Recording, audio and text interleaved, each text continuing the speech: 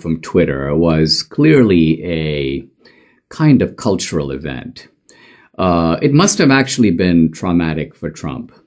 Why? Because he lived on Twitter. I mean, it was part of his identity. It was the way he disclosed his personality to America. And of course, it was his way of getting around the media. That's what made his Twitter so powerful. I actually think Trump was one of the funniest and most effective tweeters of all time. When people would say to me, "Oh, Dinesh, please find a way to take away his Twitter." His congressman would say this to me. And I'd be like, take away his Twitter and do what? Give it to you? What would you do with it? You wouldn't have the slightest idea.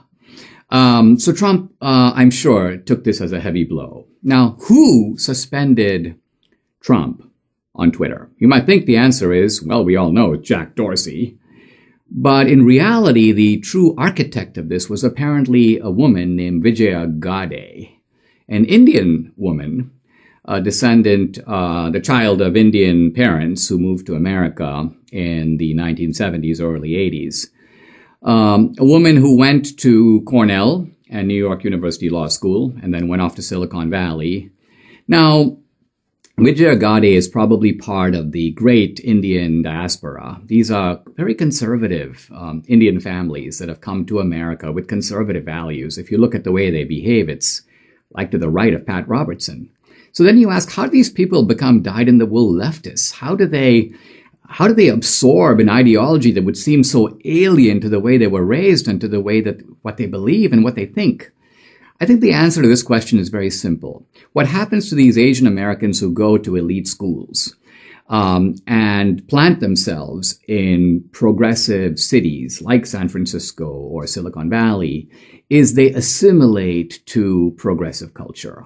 In other words, they want to become American, and becoming American for them means assimilating to the culture of Yale or the culture of Cornell or the culture of San Francisco. Now, when they do this, they have to become artificial people, and what I mean by that is they have to come up with made-up stories about all the great gender discrimination that they suffered and how they're victims of racism from start to finish. And many of these stories are either laid on thick, exaggerated, or made up out of whole cloth. I was watching an interview that Vijaya Gadde gave back at her alma mater, NYU Law School, and it contains this remarkable anecdote about her father having to have a meeting with a leader of the Ku-Klux-Klan. Watch. My parents and I immigrated to this country in the 70s. I grew up in a small town in Texas on the Gulf Coast, near the border of Louisiana. It was a very challenging location for an immigrant family. And, you know, my parents went through quite a bit to be a part of that community. I've told this story before. I try not to get emotional, but it's a very hard story. Like, you know, my dad had a master's degree, but he couldn't find work. So he took a job at the time selling insurance door to door and collecting premiums door to door. And he wasn't even allowed to have that job until he went to the local leader of the KKK and asked permission, because his company and his boss feared for his safety as a person of color, walking around in white communities and knocking on doors. And, you know, my dad tells this story, but it was a very pragmatic, practical decision for him to have to do that. He had no choice. He had to feed his family. Now, I call bullshit on this one. My reaction is that this is not, in fact, true. I can't believe it. It makes no sense to me. Okay, Vijaya Gadde, if you want to keep telling this story, here's what I suggest. Give me the name of your father, if he's still around. Give me the name of this so-called KKK leader that your father had this session with to get his endorsement. And I will verify the story and give the result, whatever it is, here on this show.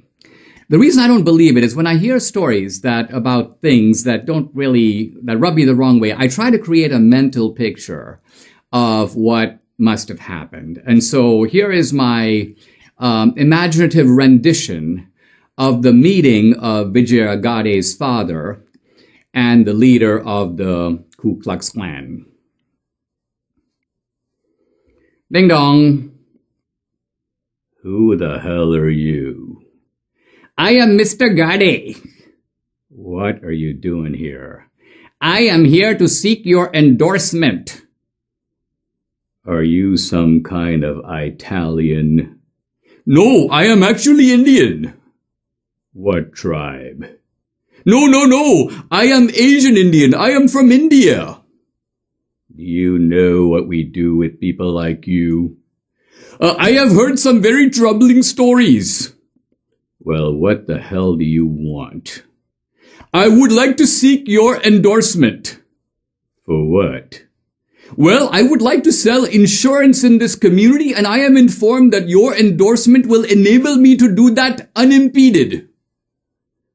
I don't know what the hell you just said, but listen, buddy, you go do it. Let me just give you one piece of advice. Wear a Confederate hat. Oh, that will be absolutely no problem. I like hats. Well, get the hell out of here.